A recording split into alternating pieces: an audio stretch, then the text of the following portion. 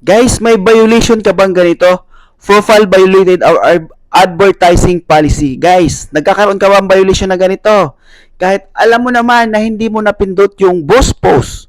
So guys, isa lang po ang ibig sabihin po niyan. So mag-iingat po tayo sa pag-upload ng ating mga video o sa pag-upload ng reels na mahagip po yung mga brand. Kasi alam nyo guys, yung mga brand item, nagpapa-advertise po yan kay Meta. So kung halimbawa po gagawa tayo ng video at kung gusto natin kasama yung brand, po pwede nating itatag doon sa brand mismo. Kasi nga, allowed naman tayo yung branded content. Pero yung i-upload mo lang na hindi mo itatag sa branded content, ay magkakaroon po kayo ng policy issue. Automatic po yan.